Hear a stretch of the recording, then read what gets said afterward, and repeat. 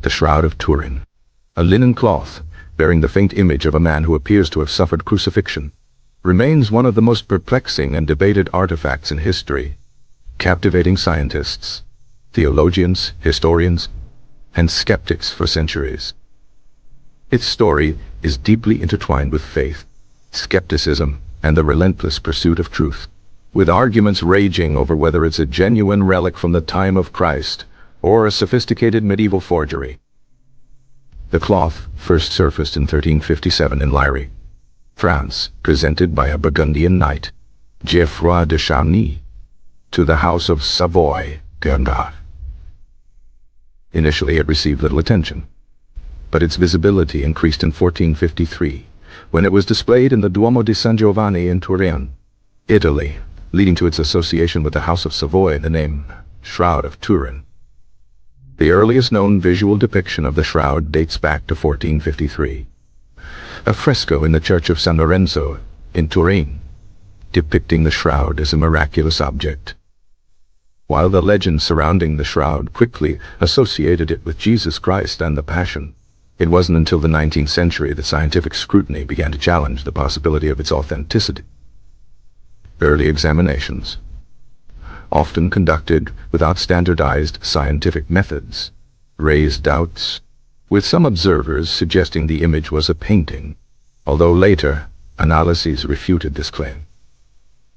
The pivotal moment in the shroud's modern history arrived in 1988 when a team of researchers from the University of California, Los Angeles, UCA, utilizing radiocarbon dating, concluded that the cloth originated from the medieval period, specifically between 1260 and 1390 AD. This radiocarbon dating study, published in the journal Nature, sent shockwaves through the religious community and seemed to decisively debunk the shroud's purported connection to the time of Christ. However, the radiocarbon dating results were not without controversy, and proponents of the shroud's authenticity swiftly launched counter-arguments, questioning the methodology and potential sources of contamination. One significant challenge to the radiocarbon dating results centered on the historical context of the samples taken from the shroud.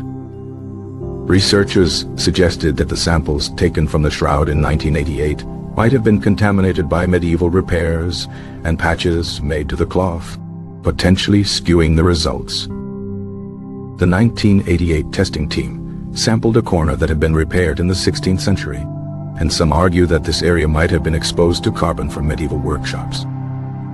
Another point of contention revolved around the atmospheric carbon dioxide levels during the medieval period. Some researchers have argued that higher levels of carbon dioxide in the medieval atmosphere could have altered the ratio of carbon isotopes, leading to an artificially older dating. Beyond the radiocarbon dating debate, numerous scientific investigations have focused on the image itself, attempting to understand its formation and composition. Early skepticism largely attributed the image to pigments or paints, but subsequent analyses have consistently refuted this possibility. The image is believed to be a superficial transfer, meaning it lacks penetration into the fibers of the linen cloth, unlike typical painted images. Furthermore, the image exhibits unique characteristics, such as the presence of what appear to be blood-stain discoloration, as well as three-dimensional information encoded within the image's subtle tonal variations. This three-dimensional information, which can be extracted using computer algorithms, has led to the creation of a three-dimensional model of the man depicted on the shroud. The blood-stain discoloration, termed penetrate by researchers, is believed to be formed by a reaction between bilirubin, a component of blood, and metal oxides, such as iron oxide, present in the linen. The distribution of this penetrate also appears to correlate with the apparent wound patterns observed on the shroud, further strengthening the suggestion of a blood-like origin. Recent studies have suggested that the image formation may have involved a phenomenon known as corona discharge, a form of electrical discharge that can create patterned surfaces on materials. Proponents of this hypothesis argue that a sudden surge of electricity could have interacted with the linen cloth, causing the creation of the image, possibly during an earthquake or other seismic event. However, critics point out that replicating the conditions required for corona discharge to create such a complex image remains a significant challenge. The shroud's depiction of the man's body also presents intriguing anomalies. The apparent lack of palm wounds has been a point of contention, with some arguing that the wounds would have been located on the wrists, not the palms, if the man was crucified with nails.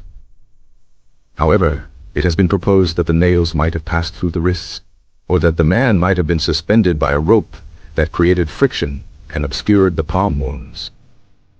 The shroud also displays an unusual depiction of the head's position, with the face appearing slightly elongated and with the head tilted back at an unnatural angle.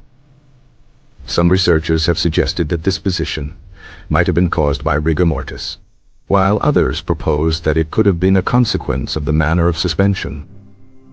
The impact of the shroud transcends the scientific and historical realms, significantly influencing religious faith and artistic expression. For many Christians, the shroud serves as a powerful symbol of Christ's suffering and sacrifice, providing a tangible connection to their faith.